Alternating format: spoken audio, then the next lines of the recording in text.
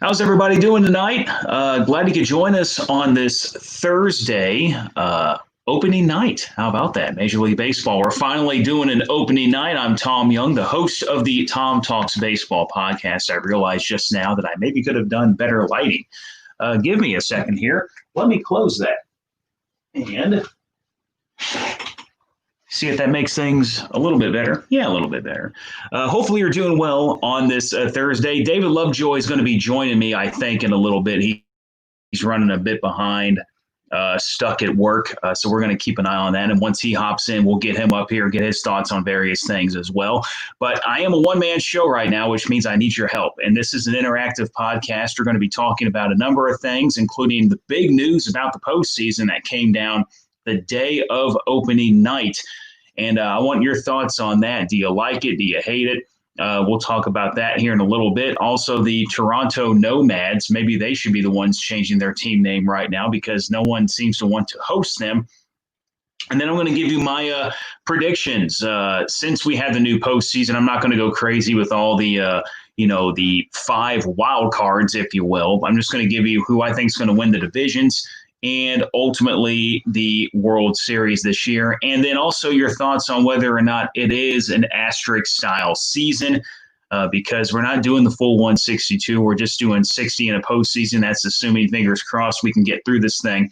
COVID-19 may rear its ugly head, as it has already. We found out before tonight's game. But we're going to get in here and get out of here before first pitch. So if you're wanting to check out the Yankees and Nationals tonight, 6 o'clock Central Time, and then the Giants, Dodgers at 9 Central. You're going to be able to watch all of that. And I want you to watch all of that if that's what you want to do. Great matchup. Scherzer and Cole. My goodness, how about that for an opening day matchup? The atmosphere is going to be interesting. If you've had a chance to watch any games without fans, what are your thoughts on that? I don't think the players, it's going to bug them as much as some people would think. They got a chance to try it out, some exhibition games. Then they finally got some with other teams. I think the players are going to be fine. It's just going to be kind of strange from a fan standpoint. Of course, Chavez Ravine has a lot of cardboard cutouts behind home plate. If you're watching that game later on tonight, you're going to see a lot of crazy cardboard cutouts. And I think it gives Major League Baseball a chance to do some interesting things and experiment. This is going to be a year of experimentation, and everything should be on the table. Maybe some things stick, some things don't. Some things might just be downright awful ideas. Other things may end up being pretty darn good, and maybe we should implement them in the future. I think one of those things is going to be the DH. I think the pitchers hitting is officially over this season for sure. We're having DH in both leagues because of all the cross-league play, trying to keep the teams regionally close by. But we'll see what happens with that as it goes along. So definitely an interactive podcast. I want you guys to help us out tonight. I want you to chime in on what we're talking about. We are live on Facebook, Tom Talks Baseball Podcast, and also our brand new YouTube channel. Well, it's not brand new. I started it a while back, but I kind of went away from it. But now that we got this wonderful tool, which gives us a chance to interact with you, you can watch this live on YouTube. So if you're not a Facebook fan, be sure to check us out there. And I think, give me a wave there, David. I think we got the man himself, David Lovejoy, is here today. David, what's going on, dude? Oh man, just sprint back. I can't hear you. You got to get your microphone enabled. Let me see, where's my microphone enabler at? There you go. We'll put him on the side here for just a second, and we're going to get going on our first topic, which, of course, is the big news today. The playoff indeed has been expanded, not just the regular playoff. We are now going to have 16 teams in the playoffs this year, 8 from each league. Jeff Passan on Twitter, at Jeff Passan, told us a little bit about what was going on there. So the first and second place teams in the major leagues in each division are going to make the postseason this year. You're not just going to have 2 wild card teams. You're essentially going to have what would that be? 5 wild That's card one teams. team. And then a couple of third place teams are going to make it. All 8 teams in that league are going to play a 3-game series. So there's no 1-game playoff now. There's going to be a little 3-game series where the home team, the team with the better record, is going to host all of those games. And then after that, you're going to get your 4 winners from the league. Then you'll have your divisional series, championship series, and World Series. And I think, thank you, Chance. I think I'm going to put you back in here, David. Can you hear me now? Yes, I can. I think that was more so an error on my end. I had myself muted. Oh, okay. Because I don't like hearing myself. But David, what's going on, dude? Oh, man, just rushing back from another station, working on some projects, some excitement coming with the sports drive and other things here at KGNC. So look out. We're happy because it's baseball season now, and some great things coming along here at KGNC, Alpha Media Amarillo. And we'll definitely have more news on that as we get closer to that stuff. Good news for Lance, good news for you. That is going to be a lot of fun. Yeah, it is. But the big thing right now is what we saw here with what Jeff Passan put up on Twitter, kind of highlighting what's going on. And the playoffs going to look considerably different. And my opinion, in a regular season, this is ridiculous. But in a COVID season of 60 games, this needed to change. Yeah. It needed to be something more than 10 teams. Yeah. 16, of course, that's going to be more than half. So you might see someone with like a 28-32 record get in. But then they're probably going to go up against, whoever the best team in the league is, and they're going to have to be on the road for all those games. But baseball's weird. You never know what's going to happen. I say if you're going to do something, it's got to be this year like this. But 16 teams, David, what are your thoughts on that many making the postseason this year? Well, this is a 60-game sprint now. This is a half a season. These guys are going to come out. You're going to see some surprising teams. A 3-game losing streak can knock you out of the playoffs. Can take you from first to last, or vice versa if you get on a hot streak. And so it needed to have something to add a little juice to it for the offseason. I'm excited. 16 teams, not a 1-game playoff anymore. You're going to have to earn your way in. The concern I have, and just looking at some exhibition baseball, is arms. Are there going to be enough arms for a team to make it from now until the World Series? And then, of course, once you get into the playoffs, you get into the series, everything you did in the last 60 games don't really matter. You can get on a hot streak like Washington did last year and just, so it's going to be exciting. It's going to be very exciting. And I think the playoffs this year, great. Should have been I don't know why they waited this long to do it. And the fact when they finally agreed to a season, why did they leave it at 10? When you have a full 162, 10 is fine. I still like to see it go to 12, and I've talked about that a few different times on the podcast. Yeah. But this year, you don't have all those games to kind of figure things out. Right. So someone, and we've talked about it, someone loses 5 in a row, you're in trouble. Yeah. Like if the Yankees come out and lose 5 in a row, all of a sudden, are they going to be able to make it? And then if they don't make the playoffs of that roster, people are going to be like, what's going on here? Yeah, what are you doing? Yeah. But this allows all the good teams that should be there a chance to be there. And then it is ultimately still up to them to get to the next step.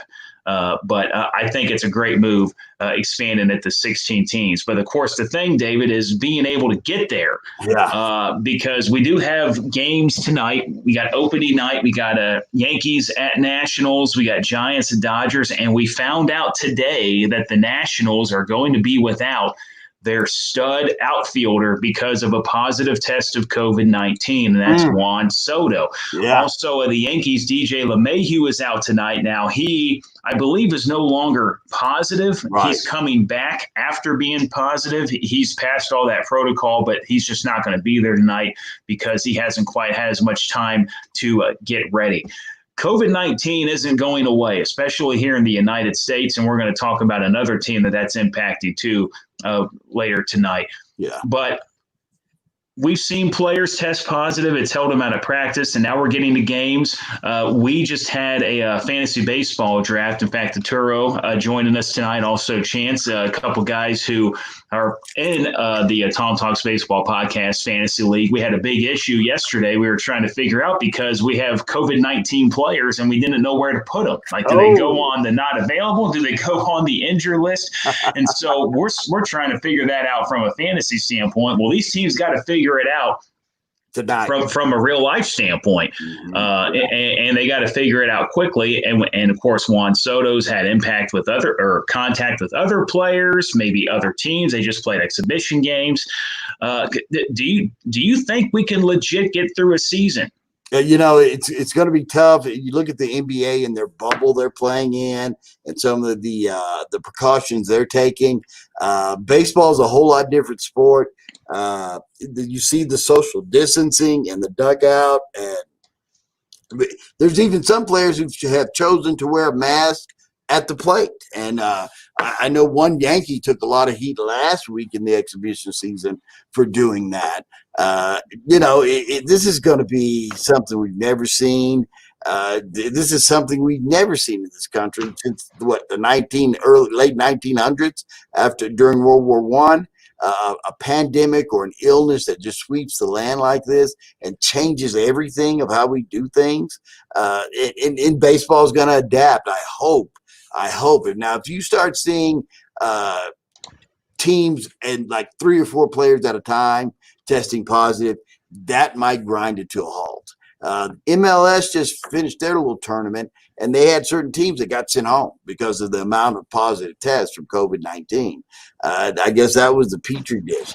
I give baseball a lot of credit because you know who said they were coming back first and they still haven't played a game? Hockey. Hockey was the first one that said we were coming back, and they haven't played. So this is going to be interesting. I hope they make it through.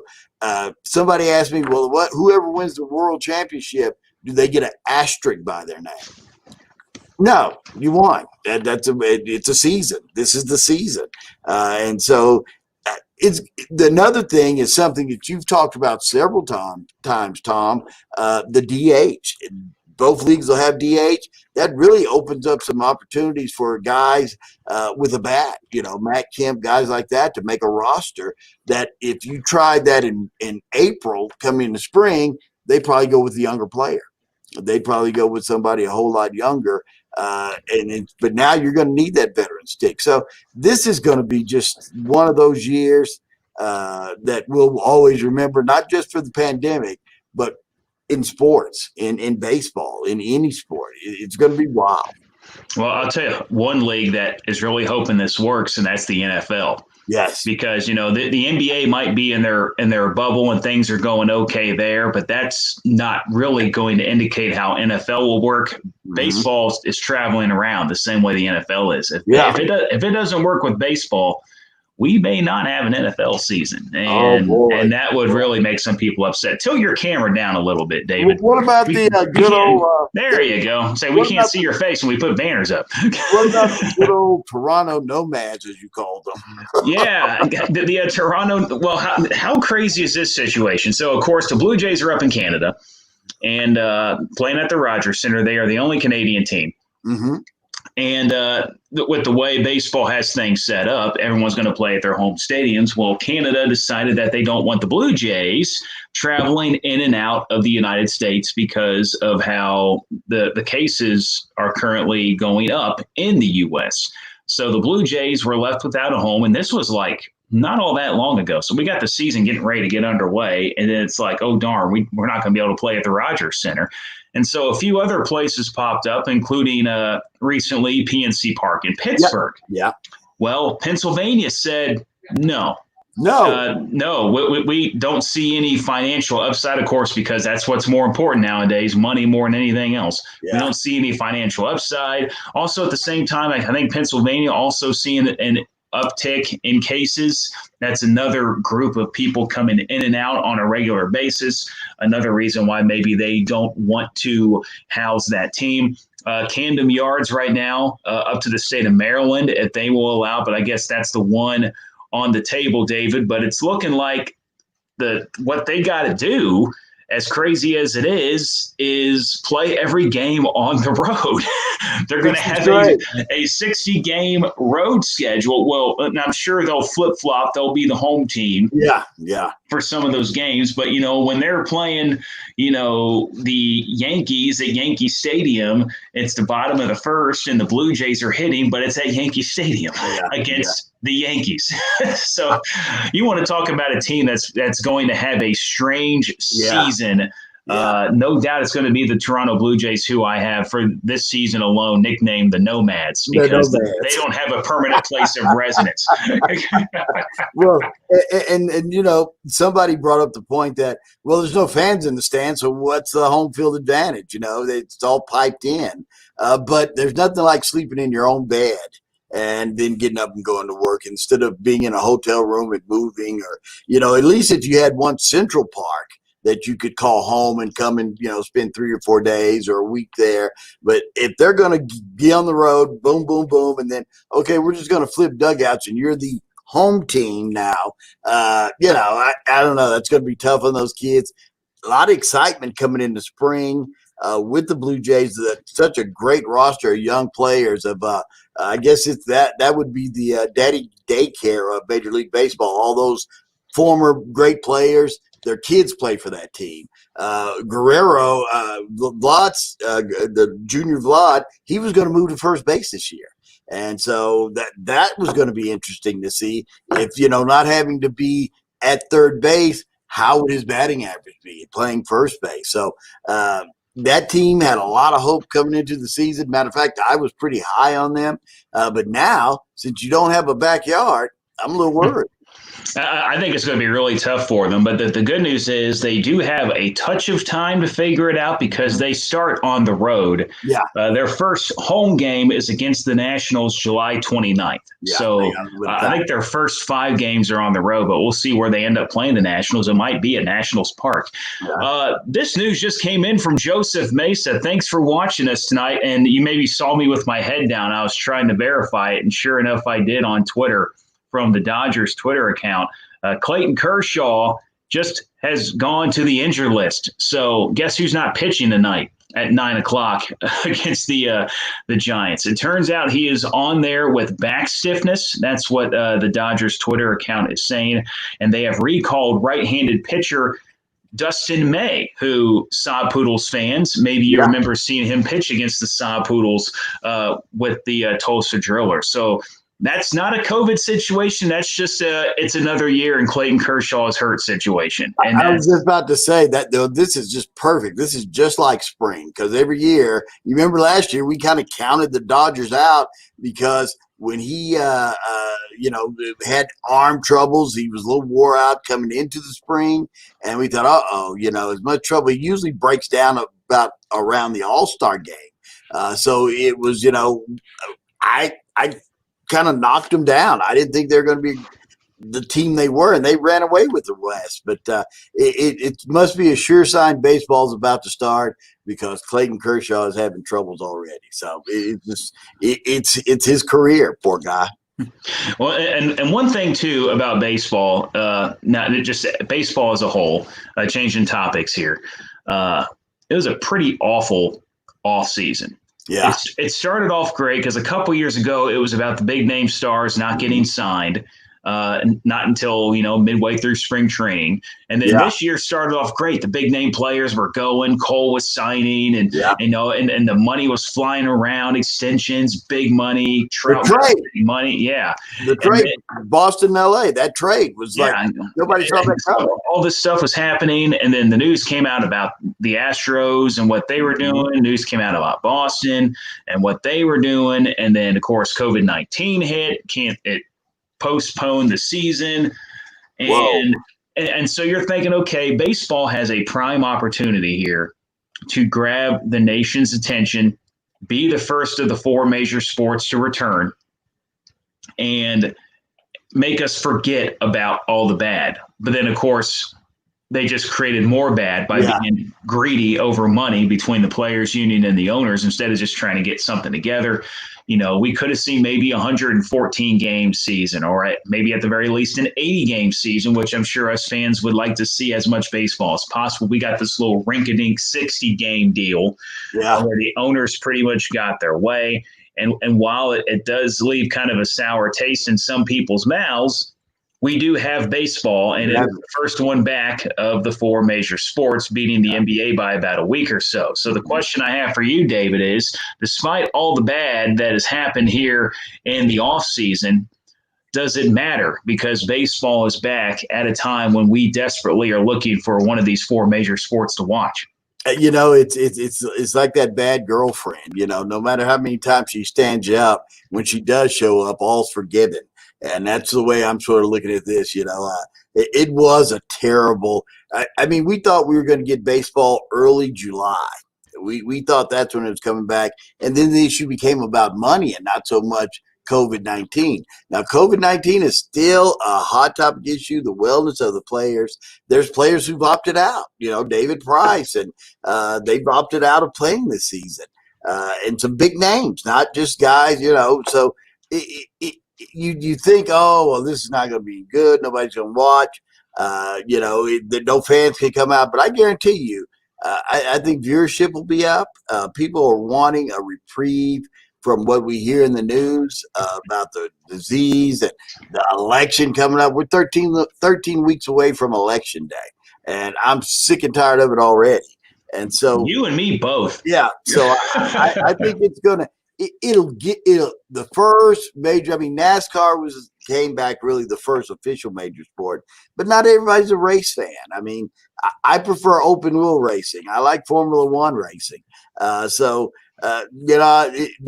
was entertaining, and we've had so much between the issues with Black Lives Matter and everything that's going on in our country.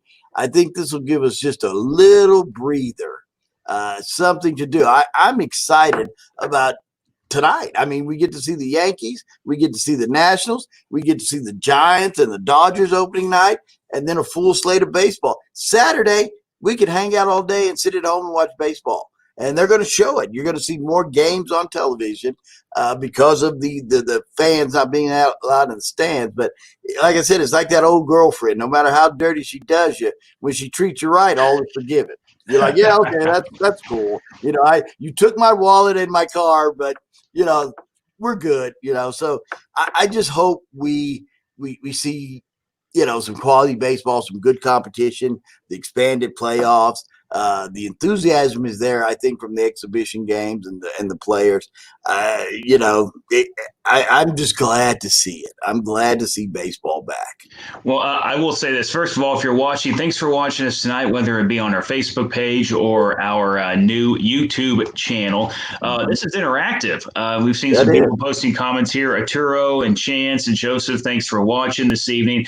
If you have any comments on any of the topics we're talking about, leave a comment, and we'll showcase it on the show, and maybe it will direct us in a certain direction in terms of what we are talking about. But I'm just going to give you this little thing I came across earlier today. So, of course, the White Sox and the Cubs played They played a couple exhibition games, and the White Sox look really good. But we'll talk about that here in a little bit. Yeah. So they played on NBC Chicago. ESPN carried the game nationally. One of these games. But in Chicago, it wasn't on ESPN. It was on NBC Chicago. And keeping in mind that usually when it comes to a broadcast, you have, fans listening to one team's broadcasters and another team's. That wasn't the case here, but it was an exhibition game. Mm-hmm. It was the highest rated White Sox broadcast since September of 2012 in the city of Chicago. An exhibition game. Now, granted, they played the Cubs. That probably was a factor. But they played the Cubs a lot since 2012 in the regular season, in games that had a heck of a lot more meaning than that one did over, a couple of days ago. I think fans are ready. Some are going to say that they aren't and that they're moving on. I didn't have baseball. I learned to live without baseball. I don't need it. But I think as a whole, most fans are just looking for something to come back, even if it's going to be as strange as it is without fans or cardboard cutouts in the stands. We're ready. Yeah. And I think tonight's gonna be a good example. You got an excellent matchup. You got, last year's World Series champion going against a pitcher from last year's World Series runner-up. Scherzer and Cole's about as good as it gets. That's gonna be a lot of fun. Unfortunately, Kershaw can't go in the nightcap, as we just found out. But there's going to be a lot of great action in this season. It's just going to be, it's going to be a sprint. Usually we talk about baseball. It's a journey. You can improve and you can get better as you go along.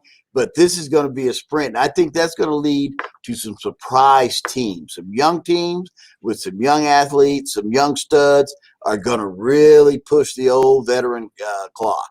Well, hold that thought, because we'll get to some predictions here in a minute. But one quick question for you, Tom. We talked about this when they were going through the issues with pay before we got to agree to the deal, and we talked about how this was like the strike season that killed the World Series, and the only thing that really kind of brought baseball back around was McGwire and Sosa. And we were thinking, well, man, you guys might be killing the golden goose with this idea.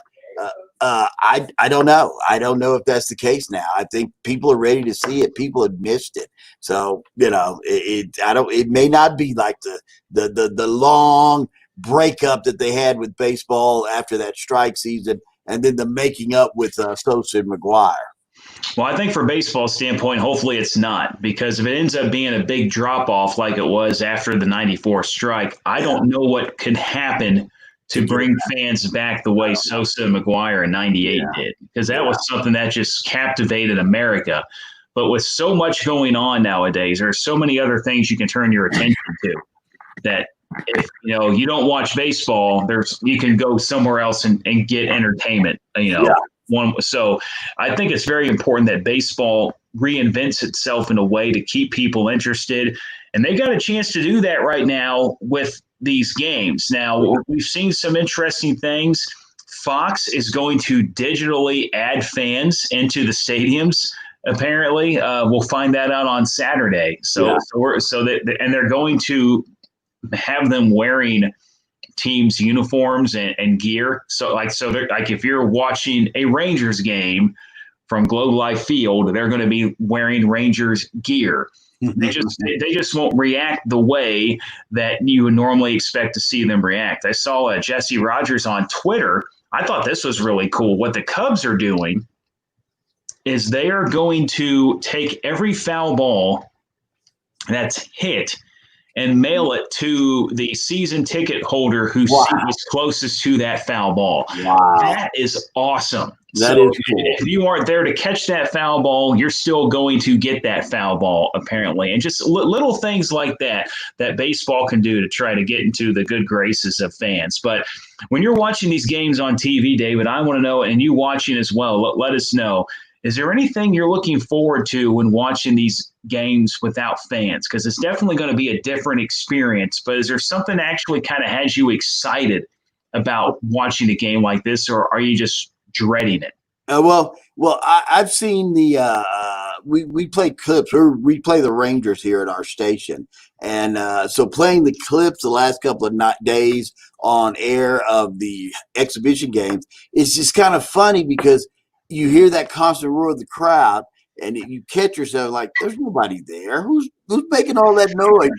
They're piping in the noise. And so it just kind of throws you off for a minute. But you and I both watched the Korean League this year, the substitute that came in while we dealt with the pandemic. And it just, I don't think it changes. And then people say, oh, well, the players react. Athletes are competitors. And when it comes down to competing, you could do it in front of 1 million people or you could do it in front of 2.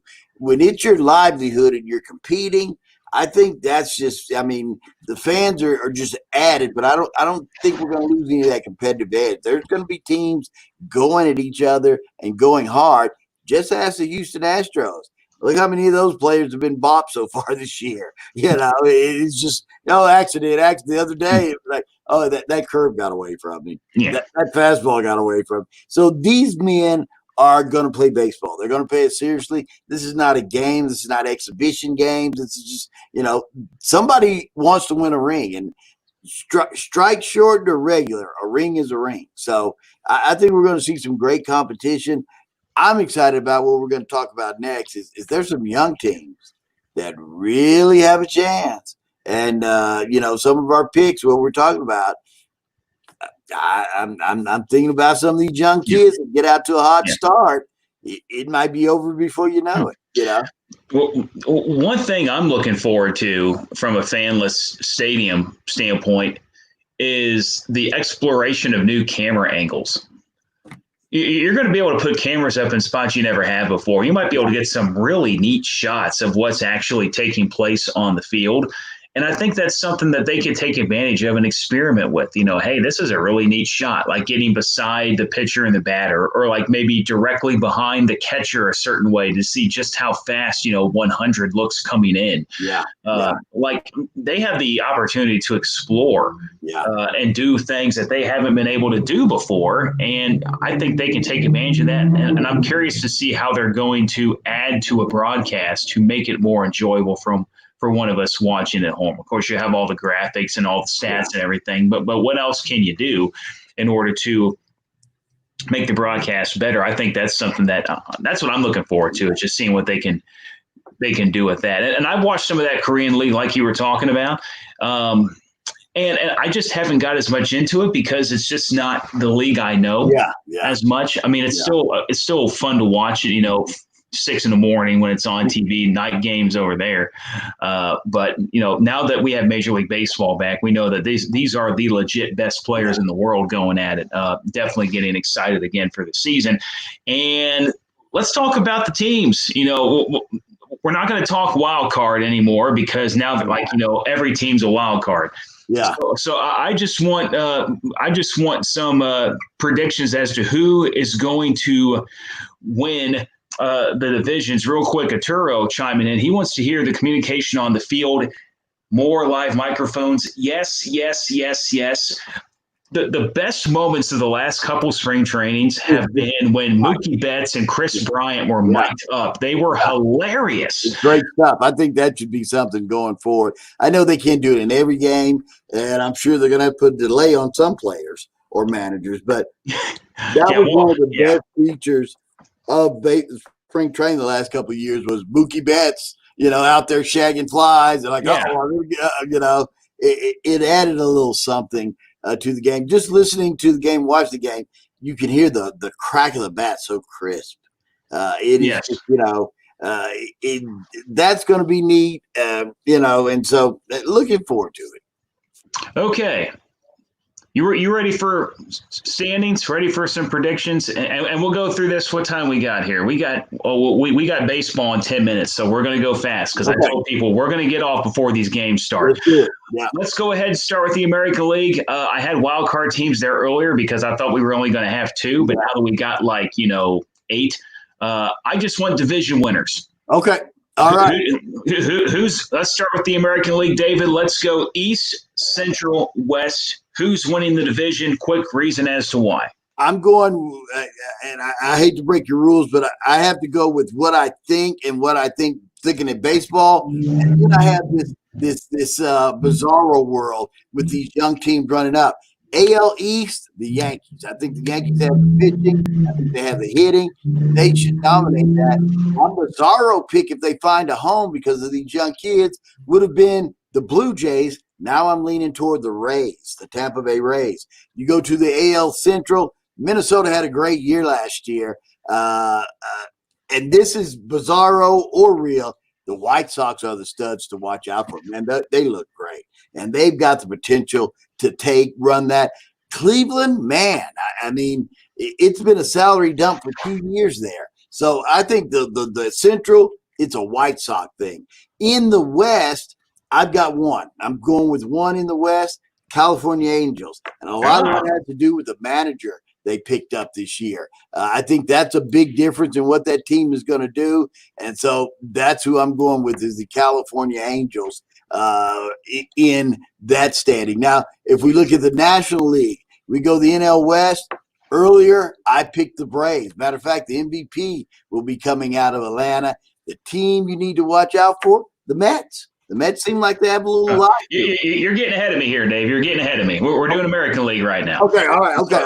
So let me give you mine real quick, then we'll flip over to the NL. Okay. I'm with you on the East. Yankees all the way. I think they're really good. I had the Red Sox as a playoff team. I think they are now that we have more than half the teams getting in. Mm-hmm. But I don't think they benefit as much from a shortened season. I like them more over a long haul. Yeah. But I think the Yankees, for sure, are the team to beat in the East. Now the Central, because of the shortened season, I'm going White Sox. Yeah. It could be. I'm kind of with you. Arturo thinks Twins. I think that is a popular pick. Yeah. I think the Twins are definitely good. They had all those home runs last year. They added Rich Hill, I believe, to help out with the rotation a little bit. Jose Barrios, can he take that next step? I mean, you and I both like Barrios. We've talked about him a few times on the podcast. Yeah. But man, the White Sox just look good to me. That lineup is dangerous, and if they can get the click in, they just got to do it for 60 games. They don't have to do it. They don't have to worry about longevity. No. They just got to do it in a short spurt, and I think they definitely can. And in the West, I'm with the Turo on this one. I'm going Astros. I think they benefit so much by this. Yeah. They don't have to worry about fans booing everything you do. I don't think they have to worry about being beaned as much. Yeah. And the reason I think that is because you can't afford to lose a game now. Each game counts as roughly 2.7 games because of the way this is. So you're going to have to play legit baseball, and you don't want to be putting guys on base for that lineup. And you don't want to lose. You don't want to lose a guy for 2 starts. Or a guy you don't want to. If you lose a pitcher for 2 starts, that's 1/6 of the season now. That's it. I mean, that is a big blow. So you and I agree at the Yankees. You and I agree at the White Sox. I don't. People want to say the White Sox are a sleeper pick, but when everyone looks at them, I don't think they're a sleeper. I think they're a contender, and I think that they're going to be able to benefit from beating up, and that's what it's going to be about in that Central is who can beat up the most on the Royals and the Tigers. And, they got 20 games against them each. And I think, both the Twins and the White Sox are going to make the playoffs now in this new 16 deal because they're going to have 20 games against those teams. But I think the White Sox come out on top. You got the Angels. Ohtani's going to pitch every Sunday, it looks like. I'm looking forward to seeing how he does pitching and hitting on this, small sample size, 60-game deal. But I think Houston benefits big time by not having fans booing them. You heard the reports of how the mood in the clubhouse was down in spring training just because of all the negativity surrounding the team. Well, guess what? They don't have to worry about that negativity. They can just go play baseball and do their thing. And they're still, even if they're not cheating, they're still a very talented team. I think they're going to benefit big time. And then, of course, there's 8 wild card teams now. So if we're passing out wild cards now, like Oprah passes out cars. So the Rangers have a shot. Well, you win 30 games, you're in. You got to win 30 games and you're in. And like I said, for this year, that's fine. Yeah. This year's weird. You got to be weird this year. If you're going to do weird, be weird in 2020 in order to get it done. I think that's too many going forward. But for this year, I think it works. All right, David.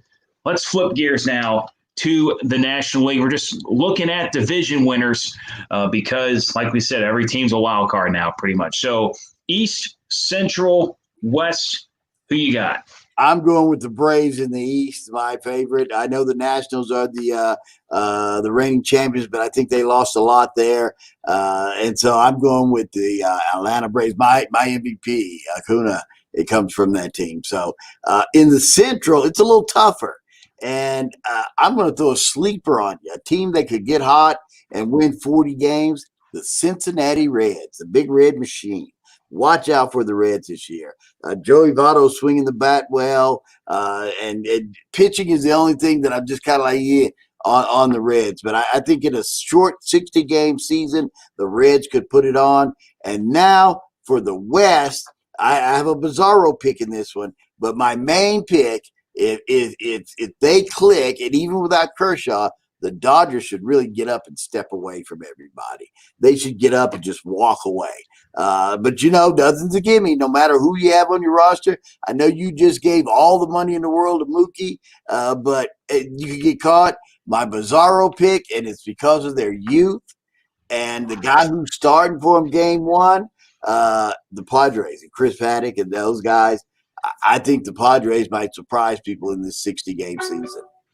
I think if we had the regular playoffs with the 5 teams in each league, I think the Padres could have been a wild card. Yeah, I think they're one of those teams that benefit from this shortened season, where they can just, a team like that can get hot and stay hot for a month and a half, and that's all you need to do to get a wild card. But I think they're definitely going to be competing. Going to the East for me, I am not changing this one from what I had back when I thought we were playing 162. That's the Phillies. Oh. I don't know what it is about the Phillies. I like that team, and I like Bryce Harper this year. In fact, one of my bold predictions was he was my MVP. I'm sticking with that. I think Bryce Harper, despite how, poorly he played last year, still a feared hitter in the league. He's got a great lineup there. Some of those guys like Rhys Hoskins can step up and back him up the way he can. Maybe Harper hits 2 or something, kind of like what Chris Bryant was doing for the Cubs there a little bit last year. Maybe he benefits more being there because of how much he walks, and then Hoskins and Real Muto and company knock him in. McCutchen's back. Yeah. They were clicking with McCutchen last year until he got hurt. So you could retire a Hall of Famer if you had a season every season like Harper did last year, and it was a bad season, but bad because you didn't like him and he took the money. No, Harper got LeBron hype. Yeah. And deservedly so. The dude is crazy talented, but in the NBA, LeBron can go out and score 40 whenever he wants to. Yeah. Harper is not at the mercy of his own talent. He's at the mercy of someone else. He doesn't control the ball. So that's what makes baseball a little bit tougher. LeBron can get the ball whenever he wants and put up a triple-double if he wants to. Russell Westbrook can do that whenever he wants to. But Harper can't control what happens. Someone else controls what happens. He has to react to it, and that's what makes baseball, A, an awesome sport, and B, much tougher to be legit in, even if you have the most talent in the world. I'm with you in the Central. This is one I changed. I had this team winning the Central back in the full 162. I think everyone in the Central outside of the Pirates has a shot. I think the Reds, the Cubs, the Cardinals, the Brewers are all somewhat evenly matched. They all have good strengths. They all have glaring weaknesses. But I think in a short sprint of a season, the Reds have the most talent on paper. And I think they made some great moves in the offseason. They got Trevor Bauer for a full year to go along with Castillo there at the starting rotation. The pitching was amazing for them last year. It was the hitting that let them down, which was surprising. If the hitting's just average, they're dangerous, and I think they do that. Out west, I think it's a runaway. I think the Dodgers, even without Kershaw, that is indeed a blow. Back stiffness, that's not going to keep him out for a full 60, but it does raise concerns again about the health of this guy. He's had plenty of time to get ready for this season, and he's still coming in hurt. But I think the Dodgers are too talented. They got a very happy Mookie Betts, who now has $392 million in his pocket now for 13 years. I think he's going to retire a Dodger. I guess he can go anywhere else. I think it's a big old contract, but I think the Dodgers are easily the best team in that league. Even if you have a good run by the Padres or even the Diamondbacks, who can maybe surprise you, I think it's the Dodgers all the way. So the East, you got the Braves, I got the Phillies. The Central, we're agreeing on the Reds. Kind of funny, both of our Central picks are maybe contrary to what popular opinion is. I kind of like that. And then the West, I'm going Dodgers. You went Padres? Yeah, I'm going Dodgers as my main one. In my bizarro world, if they get hot, 60 games, those kids, man, they could burn it up and win 40 before you know it, and it's all over. Okay. Speaking of all over, we need to hurry up and wrap this up because we're about ready for first pitch. One final prediction: World Series winner. Just the winner. Who you got? New York Yankees. New York Yankees. Arturo, you're going to love me, man. I think the Dodgers finally do it. I think the Dodgers get it done. Eventually, they'll have Kershaw to pitch in those games. Everybody, have a great night. David, thanks for finally hopping in here. Thank you. Like us on Facebook, Tom Talks Baseball Podcast. Check out our new YouTube channel. That's how I'm going to give you guys access through our Twitter account at Tom Talks BBP. And we'll be doing more of these as the season goes on. Everybody, enjoy Yankees, Nationals. We will talk to you guys later. Have a good night. Watch some baseball. Baseball.